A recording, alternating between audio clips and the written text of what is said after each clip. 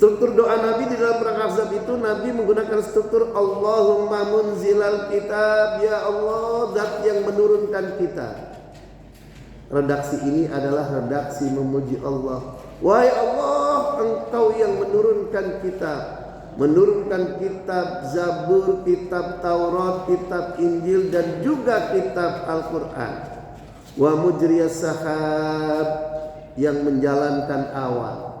Nah ini Nabi dalam doa sampai nyentil-nyentil, nyinggung-nyinggung awan.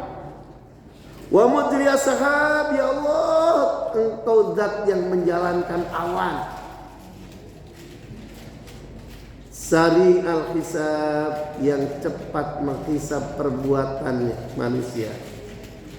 Baru kemudian setelah Nabi memuji, lalu kemudian redaksi berikutnya hazimal ahzab, pukul mundur pasukan Ahzab. Nah, Nabi meminta Allahumma zimhum, Allahumma zimil Ahzab, ya Allah kalahkanlah pasukan Ahzab, ya Allah mundurkanlah pasukan Ahzab, Allahumma zimhum wa zalzilhum, ya Allah gonjang-ganjingkanlah pasukan Ahzab. Hari ini kaum muslimin sidang subuh rahimakumullah. Apa korelasinya Sari al-Hisab? Apa korelasinya Sari al-Hisab? Apa korelasinya hubungannya antara wa mujriyas sahab wa Sari al-Hisab, hazimul ahzab, Allah mazimhum wa zalzilhum? Ini nanti ada dua. Yang pertama, Nabi meminta Allah mazimhum wa zalzilhum, ya Allah gonjang-ganjingkanlah, kisruh internalkanlah pasukan Ahzab. Nah, doa ini kemudian dikabul oleh Allah saat itu juga, sehingga kemudian muncul tokoh Yahudi yang bernama Nu'aim. Ya Rasulullah, inni qad aslamtu wa inna qaumi lam ya'lamu bi islami famurni ma syi'ta. Jadi ya Rasulullah, jadi Nu'aim bin Mas'ud al-Amir al-Asja'i itu menyelinap dari pasukan Yahudi, menyelinap masuk ke pasukan kaum muslimin dan bertemu Nabi. Di dalam pertemuannya dengan Nabi, Nu'aim bin Mas'ud mengatakan, ya Rasulullah, inni qad aslamtu. Ya Rasul, sungguh aku ini telah memeluk agama Islam. Wa inna qaumi lam ya'lamu bi islami. Akan tetapi ya Rasul, semua kaumku, semua golonganku, semua orang di lingkunganku itu tidak ada satupun yang mengetahui bahwa aku itu sudah memeluk Islam. Famurni ma syi'ta, maka perintahkanlah kepadaku apa yang engkau mau ya Rasulullah. Maka kemudian Rasul menjawab, faqala Rasulullah sallallahu alaihi wasallam, innama anta rajulun wahid fakhdil anna mastata'ta fa innal harba khud'ah.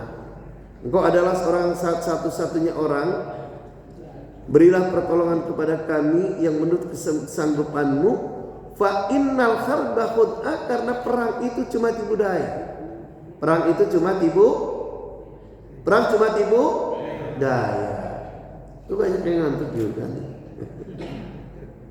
Hari ini kaum muslimin rahimakumullah. Nah,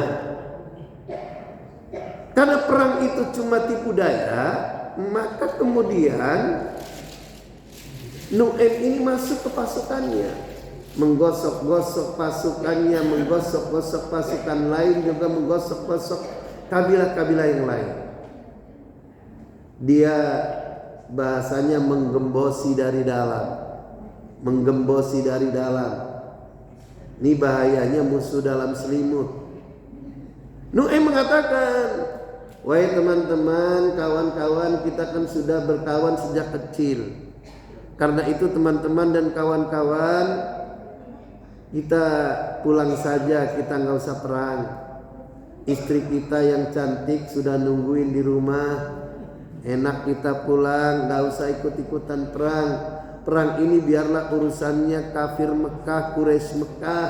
Kita nggak usah ikut-ikutan, orang-orang Yahudi ini nggak usah ikut-ikutan.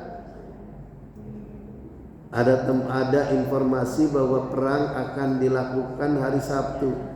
Nu'aim menjawab, apalagi hari Sabtu. Sabtu itu buat orang Yahudi itu adalah hari yang sakral, hari yang suci. Dan siapapun yang melakukan perang di hari Sabtu, maka kita akan mendapatkan kutukan Allah. Oh, nggak ada yang berani. Akhirnya karena digosok-gosok, pecahlah kelompok itu menjadi kelompok Quraisy, Bani Ghatafan dan Bani Quraidah, yang akhirnya kemudian kelompok-kelompok itu pulang tidak jadi memerangi umat Islam. Alhamdulillah. Lalu yang kedua, dari redaksi Allahumma munzilal kitab wa mujriyas sahab. Ini redaksinya wa mujriyas sahab, ya Allah yang menurunkan kitab, ya Allah yang menjalankan awan. Ini Nabi begitu mengemukakan munzilal kitab wa mujriyas sahab, ya Allah engkau zat yang menjalankan awan. Dalam hatinya sudah ada kerenteng. Apa kerenteng itu?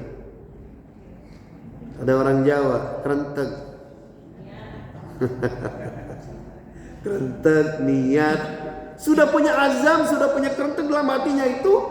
Beliau tidak ingin memusnahkan pihak lawan, tidak ingin mematikan pasukan Ahzab, namun beliau ingin memukul mundur pasukan lawan. Karena itu redaksi prolog wa mujriyas sahab, ya Allah engkau zat yang menjalankan awan, ini kaitannya nanti langit menjadi gelap, hujan deras, angin dingin menusuk tulang, petir menyambar-nyambar, angin topan dan badai pasir menerpa pasukan Ahzab. Alhamdulillah. Jadi doa itu antara permintaan dengan prolognya itu harus konsisten, harus kalau bisa sama dengan redaksinya. Langit menjadi gelap sehingga keadaan gelap mencekam. Udara sangat dingin menusuk tulang. Orang banyak yang menggigil. Andaikan tidak memakai selimut, itu bisa jadi orang di situ akan kaku. Disertai hujan lebat dengan kilat yang menyambar-nyambar. Kilat yang menyambar-nyambar itu tidak mematikan, tidak mengenakan sebagai petir yang menimpa orang yang kemudian orang itu hangus. Tidak. Menyambar-nyambar itu hanya menakutkan saja. Hadirin kaum muslimin rahimakumullah.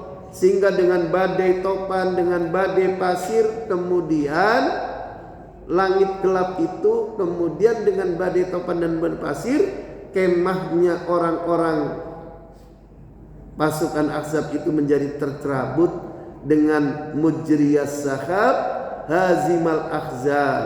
Di sini kaum muslimin rahimakumullah. Hadirin kaum muslimin sidang subuh rahimakumullah. Kemudian doa Nabi ditutup dengan wansurna alaihim, ya Allah menangkanlah pasukan kami, tolonglah pasukan kami, lindungilah pasukan kami alaihim dari serangan pasukan Ahzab. Kaum muslimin sidang subuh rahimakumullah. Jadi penting buat para calon ustadz, calon khotib dan siapapun harus paham struktur doa di dalam kita berdoa. Insya Allah kita semuanya sudah paham. Amin. Amin. Ya Rabbal Alamin.